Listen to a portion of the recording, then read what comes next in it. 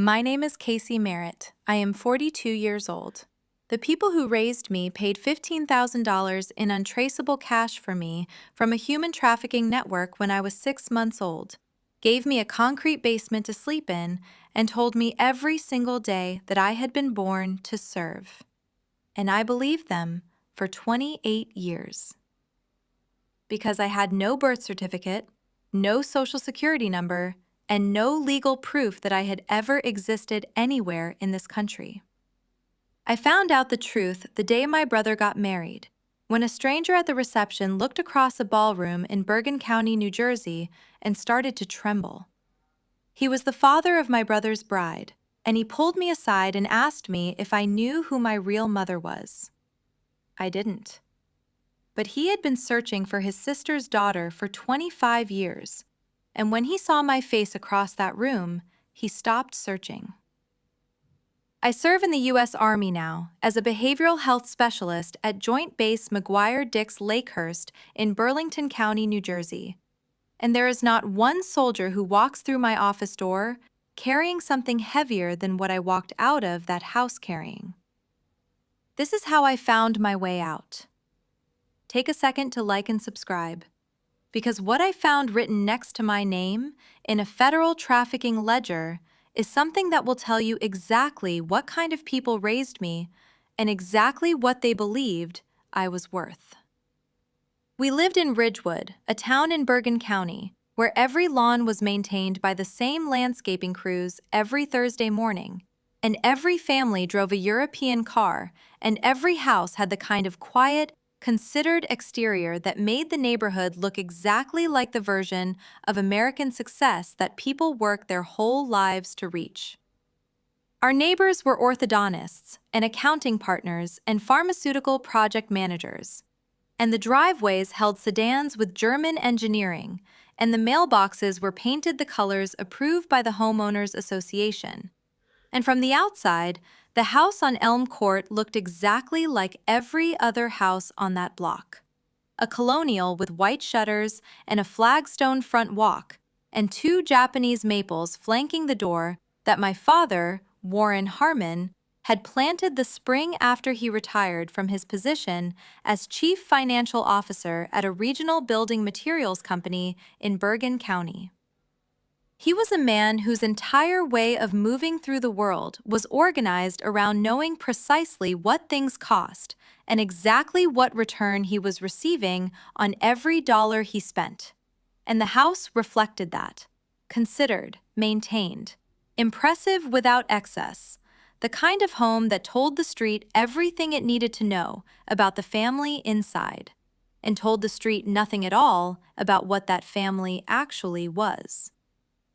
From the inside, it was a different matter entirely. My bedroom was the basement, a poured concrete room with no windows and a thin mattress set beneath the utility sink, and the furnace hummed 3 feet from my head every night and provided the only warmth in January and turned the room into something you had to breathe through deliberately in August. And I had slept there for so many years that the rhythm of that furnace had become something like background music, the sound my body had learned to rest inside of, even when everything else in that house told me I had no right to rest.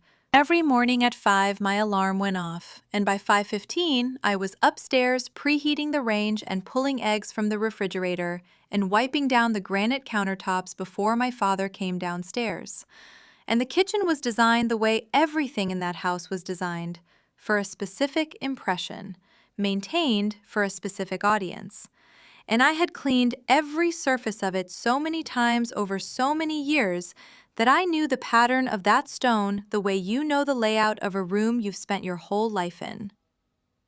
My father came down around 7 with his newspaper under his arm and his Rolex date just catching the morning light, and he settled into the leather chair in the breakfast nook without looking at me, and the only question he ever asked was, "Is it done?" And the answer was always the same. If the coffee was a degree short of his specification, he said so, and then he returned to the headlines, and I returned to the sink, because my place in that house was beside the sink and not at that table. and it had been my place for as long as I could remember. The dining table seated 6. I knew because I had set it for every holiday, every dinner party, every Sunday morning for 23 years. But when the family sat down together, 3 chairs were pulled out: my father's, my mother's, and my brother's, and the other 3 stayed pushed in, and I stood in the kitchen doorway and waited to clear the plates when they finished.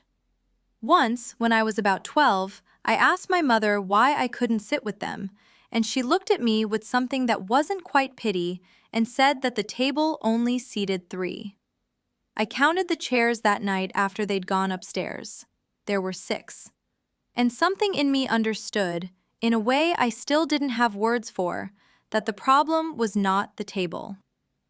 My father had written a set of rules on an index card when I was 5 years old and taped it to the inside of my basement door, and it was still there the day I finally left.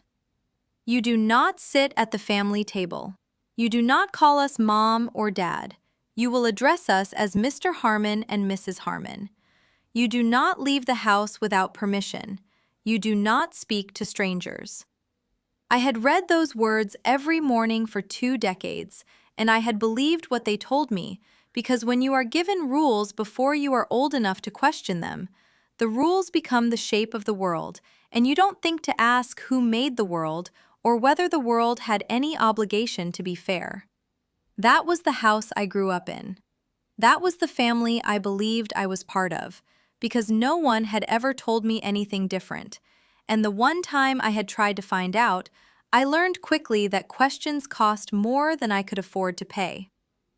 My brother, Derek Harmon, was 6 years older than me, and the gap between his life and mine was the kind of thing that, when I was young, I tried to find a rational explanation for, because the alternative, that the gap was deliberate, that it had been designed, was something I couldn't hold in my mind without it breaking something I needed to function.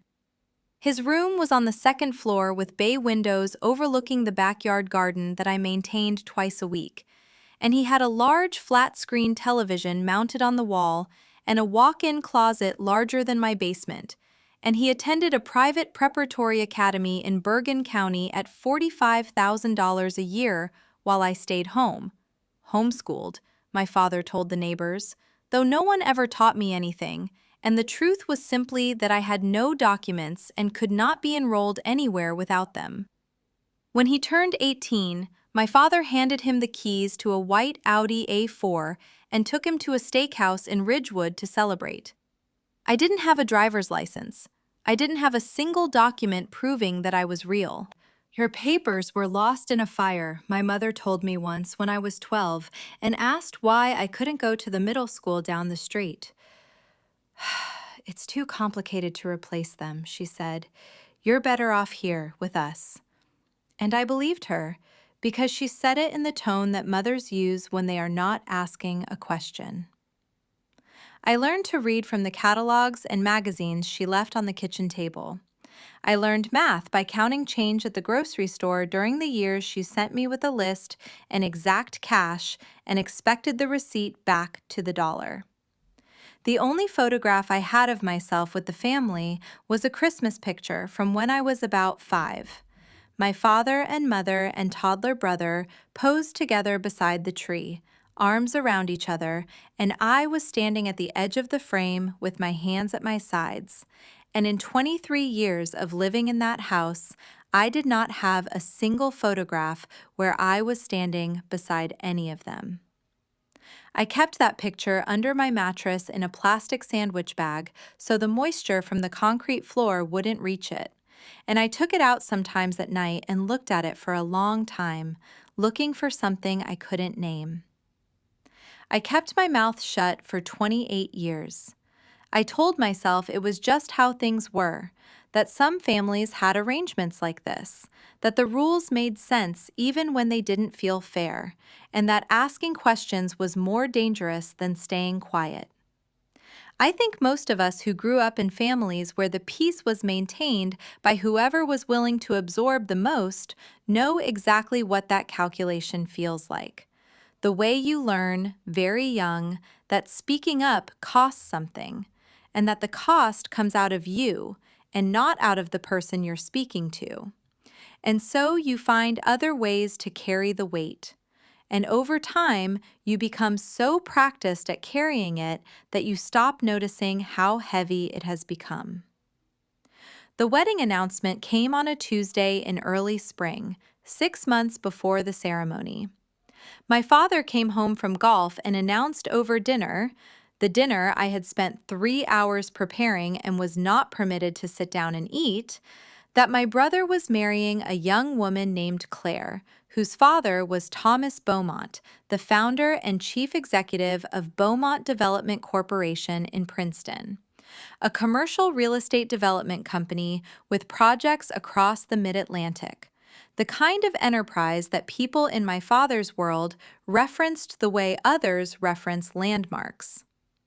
My mother's expression when she heard the name was the closest thing to genuine joy I had ever seen on her face.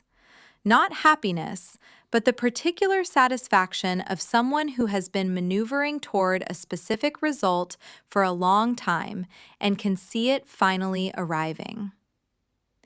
"This is the connection we've been waiting for," she said. My father agreed. They toasted with wine I had poured from a bottle I was not allowed to open for myself, and I stood in the kitchen doorway and listened to them discuss the opportunity that my brother's love life represented. And I told myself, the way I always told myself, that this was simply how things were. 6 months of preparation followed. I addressed 200 invitations by hand after the family went to bed, in the careful cursive I had taught myself from a workbook I'd found in a box of books my mother was donating. I organized the RSVP spreadsheet. I picked up dry cleaning and centerpiece samples and calligraphy supplies. I pressed my brother's dress shirts for the engagement photos. I practiced walking in heels I had found in a box in the laundry room because somewhere in those 6 months I had allowed myself to imagine, quietly, without telling anyone, the way you imagine things you've learned it isn't safe to say out loud, that I might stand beside my brother at the altar, and that on that day, someone might take a photograph where I was not at the edge of the frame. 3 weeks before the ceremony, my mother sat me down at the kitchen table and told me my role. I was to pass champagne. I was to keep water glasses filled. I was to stay invisible. "You know how you are," she said. And the way she said it closed the conversation before it had fully opened. The invitations arrived from the printer that same afternoon. Embossed gold lettering on cotton paper the weight of something important. And I went through every card looking for my name, and my name was not there. And I stood at the kitchen counter holding the empty envelope for a long time before I put it down and went back to the sink. There was a time, years before the wedding, when I tried to leave. I was 16 years old and I had been saving grocery change for almost a year, counting coins in the basement after midnight, hiding them inside the box spring where the fabric had come loose at the corner. $17.32, which was everything I had when I decided it was enough to get me to the bus station 3 miles away, and that if I could get to the bus station, I could get somewhere else. And if I could get somewhere else, I could find someone who might help me understand why I had no documents and no way to prove that I was a person. I left at 4 in the morning while the house was silent, and I walked the 3 miles along the highway shoulder in the August heat with my grocery change in my pocket and the one dress I had that fit me, which wasn't a work uniform. And I felt, for the first and only time in my memory, the specific sensation of moving toward something, rather than simply enduring whatever was happening around me. The police brought me back to the front door at 2 in the afternoon, and my father, the retired chief financial officer, the man who sat on the boards of 2 county charities and coached youth baseball for a decade, smiled at those officers, and told them I had mental health issues. And they thanked him and left. And the door closed behind me. And then the lock clicked.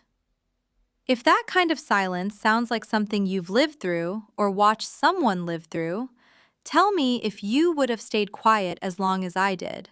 Like and subscribe, because what happened in that basement for the next 3 days is something I never told anyone until the day the FBI finally came. The lock clicked. My father stood in the entryway for a moment without speaking, and then he pointed toward the basement door, and I went downstairs and I heard the bolt slide across from the outside. For 3 days I waited, and no one came except once on the second day when my mother set a glass of water on the bottom step without speaking and went back up, and I drank it and sat in the dark and thought about the bus station and the feeling of moving toward something. And I made myself stop thinking about it because thinking about it made the basement smaller.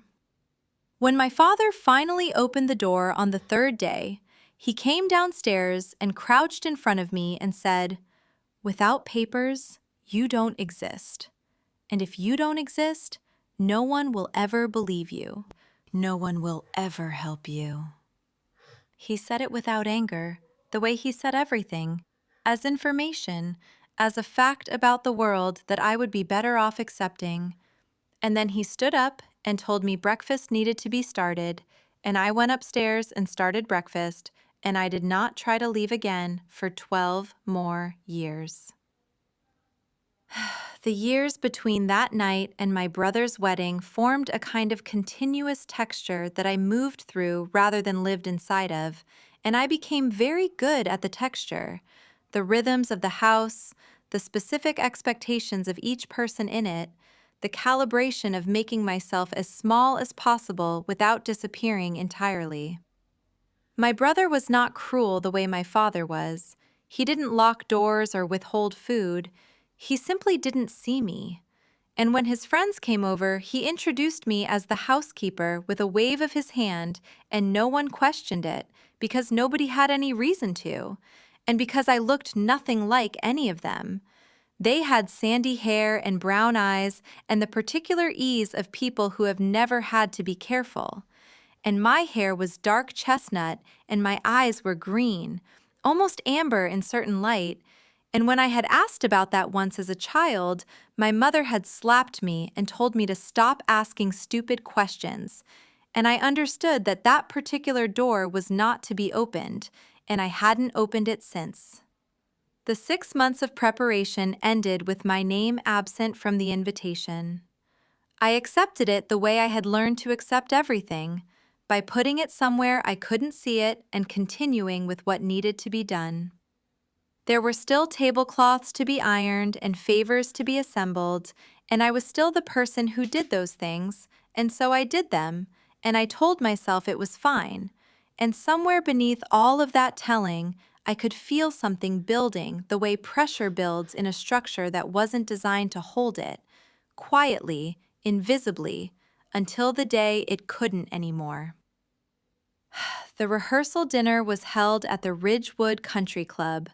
White tablecloths and crystal stemware and a terrace overlooking the golf course that the Beaumont family had reserved for the evening. And the champagne came from a California vineyard my mother had researched specifically so she could name it when asked. And the guests arrived with the particular ease of people who have never had to rush for anything. And I moved through the crowd in a black dress and white apron that my mother had selected herself, carrying a silver tray and keeping my eyes at the level that communicated service without servility, a calibration I had been making my entire life. I had been circulating for about 40 minutes when Claire found me near the edge of the terrace. She was 29 years old and had the directness of someone who had grown up being seen and extended that quality to everyone around her. And she looked at me with simple, ordinary recognition and said, "You're Derek's sister, right? Casey?" I nearly lost hold of the tray. In 28 years, I had never heard my name said by a stranger with that quality of matter-of-fact acknowledgement, as though my existence were an obvious and unremarkable fact. My mother materialized at my elbow before I could answer, and her laugh was bright and practiced and perfect, and she explained that I preferred to help, that I had always been happier in the background, and she touched my arm with the gesture of a warm and affectionate parent, and Claire's expression shifted slightly, just a degree, just enough, before she nodded and drifted back toward her fiancé, and I watched her go and felt the moment close behind her. That was when I first noticed him. He was standing at the far end of the terrace with a glass of scotch he wasn't drinking, and his face had gone a particular shade of pale. Not the paleness of cold air, but the color that arrives when something inside a person has been interrupted. When something they weren't expecting has made contact with something they have been carrying for a very long time. He was 62 years old, silver-haired, with the posture of a man who had spent his life building things and understood the particular weight that comes with that. And he was watching me with the concentrated stillness of someone who is not simply looking, but remembering. He approached slowly and said, "Excuse me, what is your name?" And when I told him, he said it back very quietly, the way you say a word you haven't used in years, to make sure you've remembered it correctly. And then he asked me if I knew who my birth mother was. The question made no sense to me at all. I told him I lived with Mr. and Mrs. Harmon, that they had raised me since I was a baby, and something shifted behind his eyes. Not surprise, but the specific expression of a person who has just had a very old suspicion confirmed, and he excused himself and walked toward the parking lot with his phone already pressed to his ear, and I watched him go and did not understand what had just happened. The night before the wedding, I sat alone in the basement. Upstairs, I could hear the sound of the house settling into itself after a day of activity. My mother's sisters laughing in the kitchen, the television in my brother's old room, the particular hum of a house that contains people who belong to each other. And down here, there was only the furnace and the drip from the utility sink, and the Christmas photograph I had taken out from under my mattress, worn soft at the edges from being handled so many times over so many years, my 5-year-old self standing at the edge of the frame while the family stood together.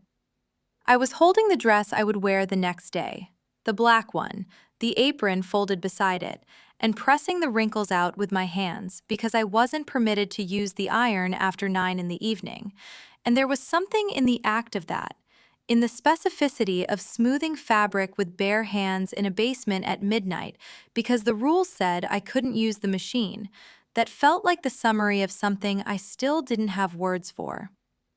I thought about the man on the terrace, the way he had gone pale when he saw my face, the quality of his attention, which was not the attention of someone noticing a stranger, but of someone recognizing something they had been searching for.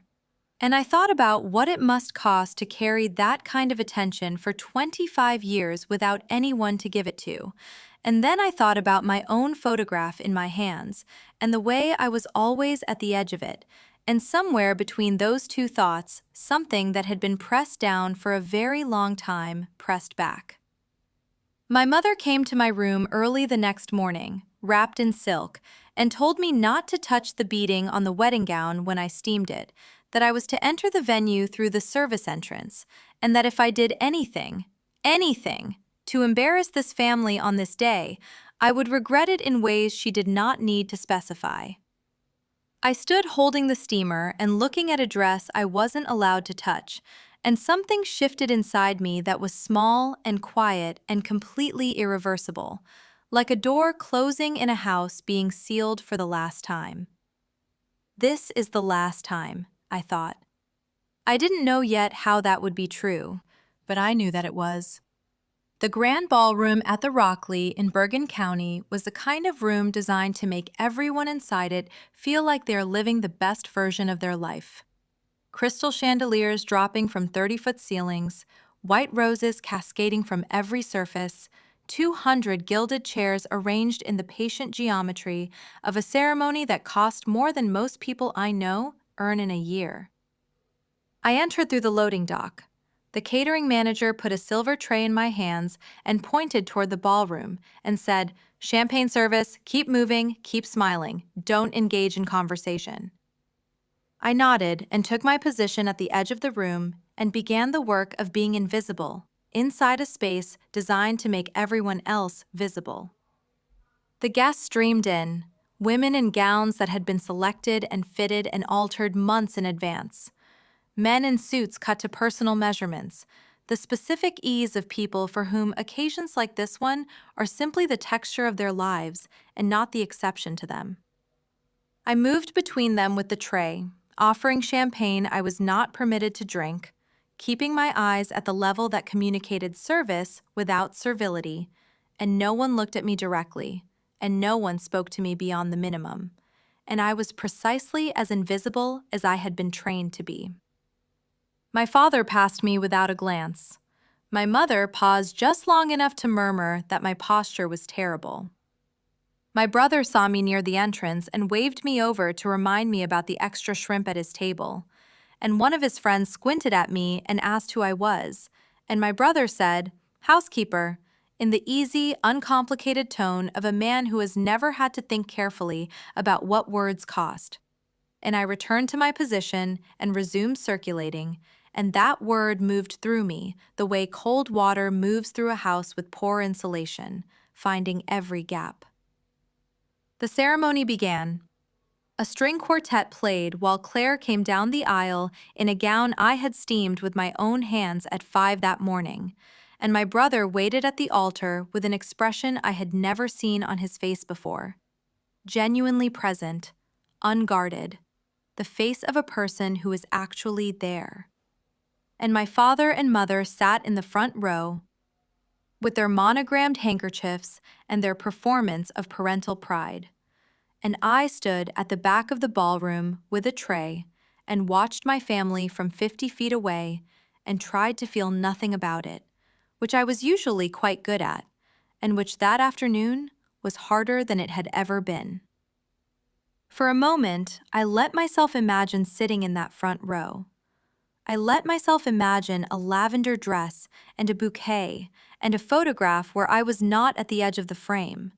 And then I put it away, the way I had always put it away, and I returned my eyes to the floor. During the recessional, as the crowd rose and the rose petals came down, I felt the particular pressure of being watched. Not casually, not as part of the general attention of a crowded room, but with intention.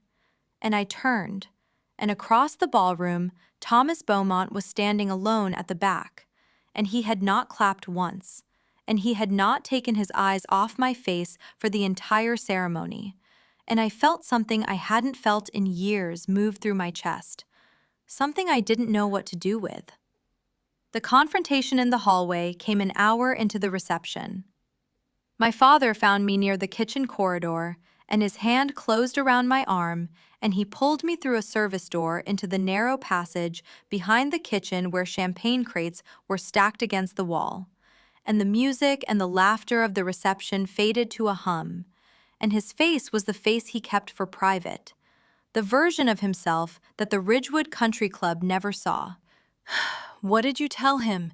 he said, his voice low and controlled and furious with the specific fury of a man who has spent his life managing outcomes and can feel one slipping out of his grip. I told him I had said nothing. His grip tightened until I winced. My mother arrived at the end of the hallway a moment later, her expression cold and precise, and she said, "After the reception, you are staying to clean, you do not speak to anyone, and whatever Mr. Beaumont wants to discuss, you tell him nothing. We are your family. Without us, you would have been nothing. Now get back to work." They left me there among the champagne crates, my arm aching where my father's hand had been. I returned to the floor and resumed circulating, but something in me had gone very quiet and very still, the way things go quiet before they change, and I was thinking about the fear I had seen on my father's face. Genuine fear, the kind I had never seen there before. When Thomas Beaumont appeared at my elbow and asked, very quietly, if I would step outside with him for a moment. I looked toward the family table. My mother was watching. I followed him through the terrace doors anyway. The night air was cool and the sound of the reception was muffled through the glass, and he reached into his jacket pocket and pulled out a photograph. Old, soft at the edges from being handled so many times over so many years, and in the low light from the ballroom I could see a young woman with dark chestnut hair and green eyes holding an infant wrapped in a pink blanket. And I looked at that woman's face and felt something deep and wordless move in me, like the recognition of something I had always known but could not remember learning. "This is my sister," he said. Her name was Lorraine. She was an elementary school teacher in Summit, New Jersey. The baby she is holding is her daughter, who was taken from a hospital in New Jersey 25 years ago when she was 6 months old. His voice was steady in the way that voices are steady when a person has been practicing what they need to say for a very long time. Lorraine looked for her daughter for 5 years. She drove to every lead she was given. She worked with the FBI. She never stopped believing the baby was alive. She died of heart failure when the baby would have been 5 years old. The doctors said it was grief. He paused. "I have been looking ever since. And when I saw your face at the rehearsal dinner, I knew." He held up a photograph, old and soft at the edges from being handled so many times, and he said her name was Lorraine, and she had been a school teacher from Summit, New Jersey, and she had spent 5 years driving to hospitals and holding up pictures before her heart finally gave out, and that the baby she had been looking for, the one with the green eyes and the dark chestnut hair, he believed was me. If that breaks something in you the way it broke something in me, tell me if this sounds like someone you know. Like and subscribe. Because the document he placed on that terrace table next changed everything I had believed about my own life. He opened the DNA kit. He told me the lab was certified, that results would come back in 72 hours on an expedited priority basis, that if he was wrong, he would never approach me again, and that if he was right, he steadied himself, then the people in that ballroom were not my family. They were the people who had purchased me. He said it the way my father said things, as a fact about the world, as information. And then he said that his sister had established a trust in her daughter's name before she died, because she had never stopped believing the baby would be found, and that the trust had been growing for 25 years. I stood on that terrace and looked at the photograph of a woman I had never met who had my eyes and my chin and the specific shape of my mouth. And I heard the music from the reception through the glass doors, and I made the only decision I had ever made in my life that was entirely my own. I opened my mouth. The swab took 3 seconds. The 72 hours that followed were the longest of my life. I went back to the house and I did what I had always done. I woke at 5, I cleaned, I cooked, I moved through the rooms performing the version of myself that the Harmons had built and maintained for 28 years. And the only thing different was a slip of paper in the pocket of my dress, a phone number written in blue ink, and the specific quality of attention I was now paying to everything around me, which was the attention of someone who was looking at a place for the last time and trying to remember what it actually was, rather than what she had always been told. On the 3rd night, a text came from an unfamiliar number. "Results are in. Can you meet tomorrow? 10 a.m. South Street Cafe in Morristown." I told my mother I needed to buy cleaning supplies. She didn't look up from her magazine. I walked out the front door and kept walking. The cafe was a small place on South Street, exposed brick, mismatched chairs, coffee ground fresh that morning, and Thomas was already there at a corner table with a manila envelope in front of him and the face of a man who had been awake most of the night. He stood when I came in. He slid the envelope across before I had fully sat down. The document inside was full of the technical language of genetic analysis, but one section had been highlighted in yellow. Combined DNA index, 99.97%. Conclusion: the tested individual is the biological daughter of Lorraine Beaumont, deceased. I read it 4 times. The words did not change. My throat closed. "You're her daughter," Thomas said. "You're my niece. You're Nora Lorraine Beaumont." He placed his hand over mine on the table. He explained that the FBI had been contacted, that the cold case opened in 1986 was being formally reopened, and that the investigation would take a specific form. A meeting at his estate in Princeton, arranged under the pretext of a business discussion, with federal agents already in position. All he needed was for me to walk through that door one more time. He folded his hands across that cafe table in Morristown and told me there was a plan, a real one, and that the agents were already in position, and all he needed from me was to walk through that front door one more time. And I sat there thinking about 28 years of walking through the back door, the service entrance, the side door no one was supposed to see me using. If you've ever had to make a choice like that, let me know what you would have done. Like and subscribe. Because I almost said no, and the reason I almost said no is something I am still sitting with. I said yes.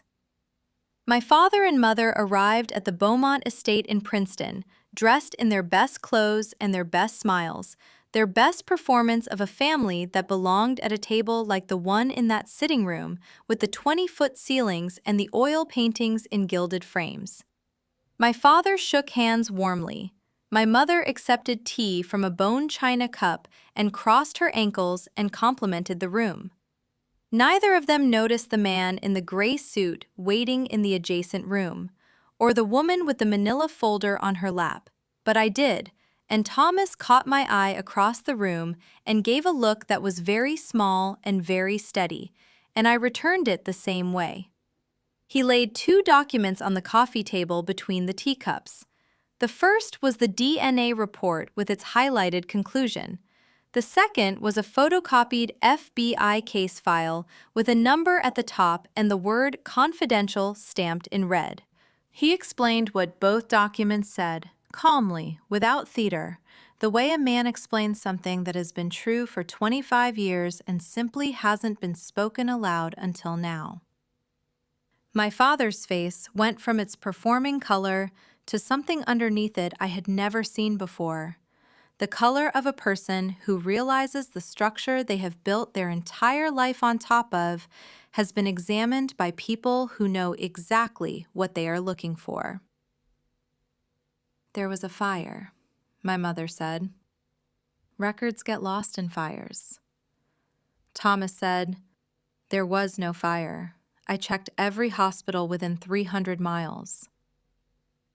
The door to the adjacent room opened. Special Agent Patricia Wren of the FBI's Newark field office stepped through, followed by Special Agent David Cole, and Agent Wren said my parents' names and the charges against them, and the room became the specific kind of quiet that I recognized from the basement, the quiet of a structure under pressure, just before it gives. And then my father stood abruptly and made it 2 steps before Special Agent Wren's hand caught his arm and the handcuffs clicked, and the man who had told me for 28 years that I didn't exist was crying, and the woman who had told me I was born to serve was asking me through her tears to please tell them this was a mistake. I looked at her. "You raised me as a servant," I said. "You never treated me like family. Not once." The investigation that followed would fill 4 months of federal trial testimony.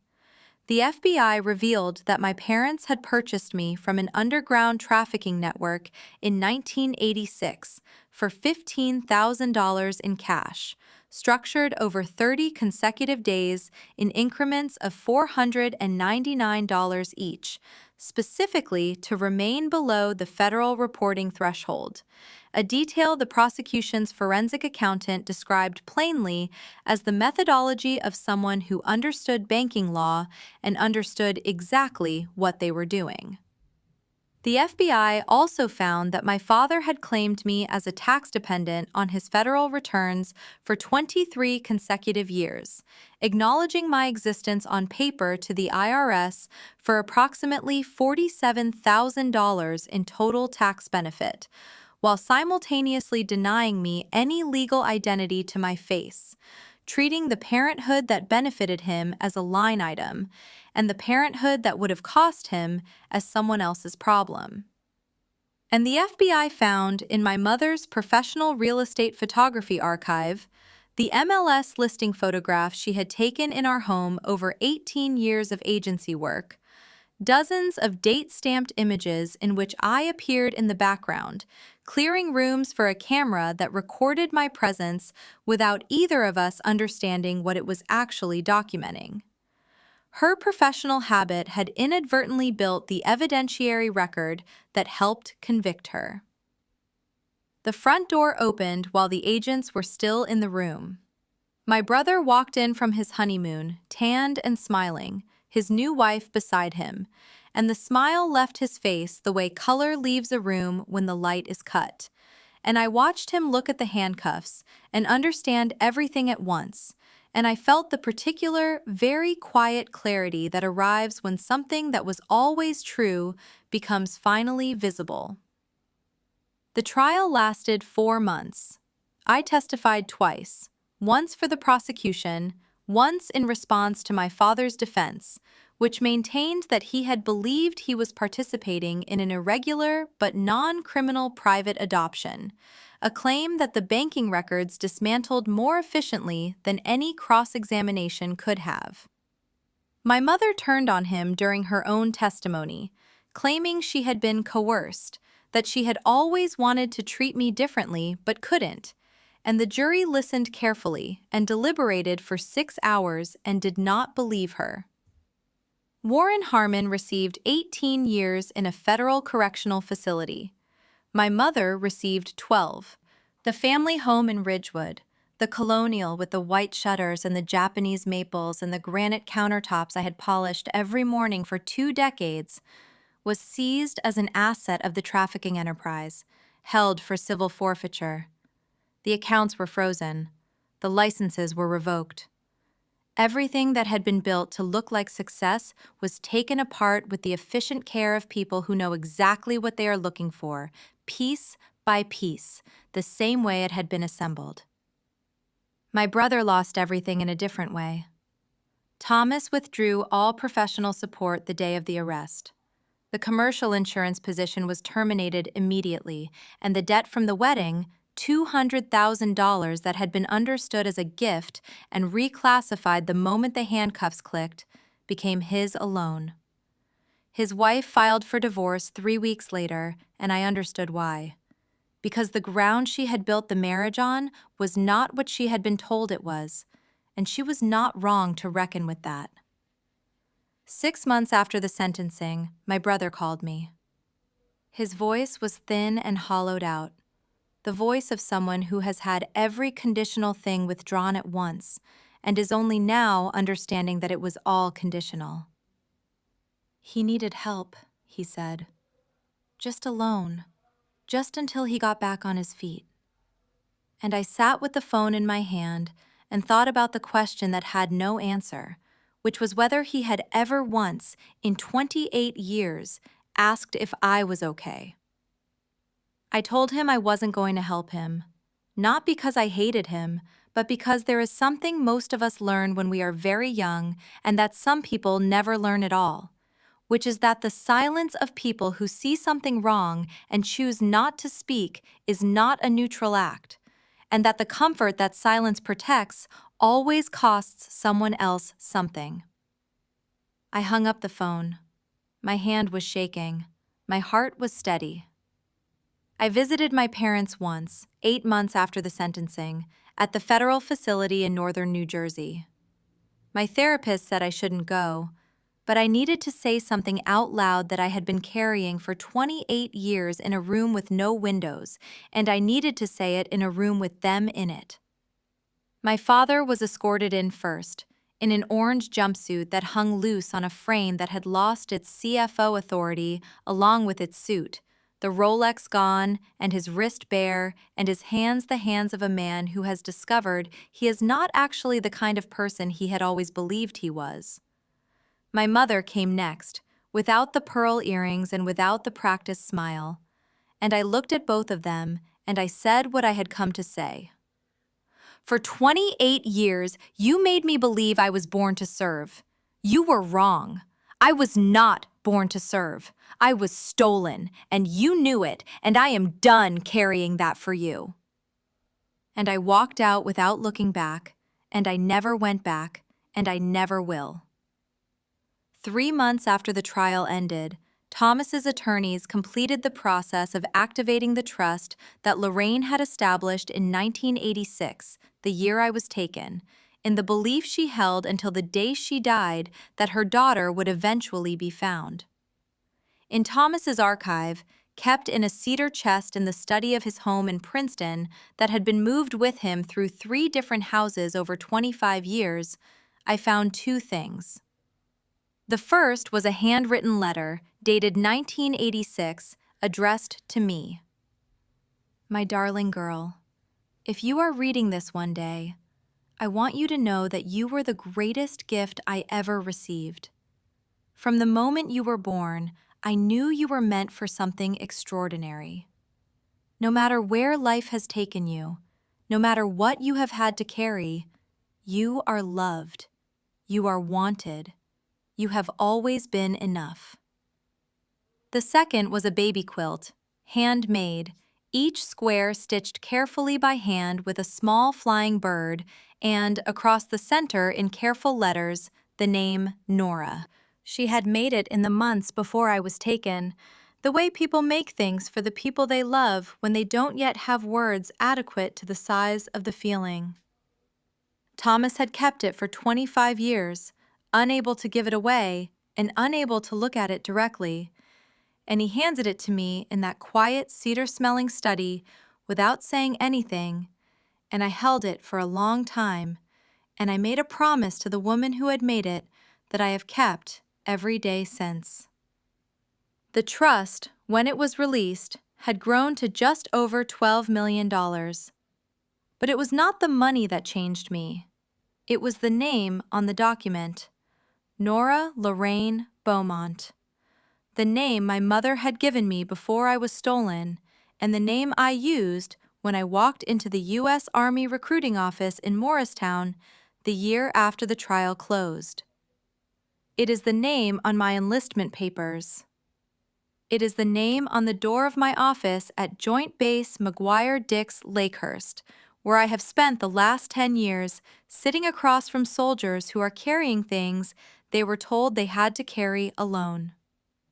Some mornings I still wake at 5 out of habit, and I make coffee in my own kitchen in my own apartment in Morristown, and the quilt my mother made is on the bed, and the morning is mine. I am a staff sergeant in the United States Army, and I am a behavioral health specialist, and I am the person soldiers come to when what they are carrying has become heavier than they can hold. And I understand that weight in a way no training manual could have prepared me for, because I lived inside it for 28 years, in a basement with no windows and a set of rules on an index card that told me I had been born for a specific and limited purpose. I know now that every word on that card was a lie. I know now that I was not born to serve anyone. I was born to be loved. And I am spending the rest of my life making sure that every person who sits across from me in that office understands that they were too. If this story meant something to you, share it with someone who needs to hear it today, and like and subscribe, because somewhere right now there is someone sitting in a quiet house holding something painful they have never been given permission to say out loud. And maybe this is the story that helps them understand they were not born to serve anyone. They were born to be loved.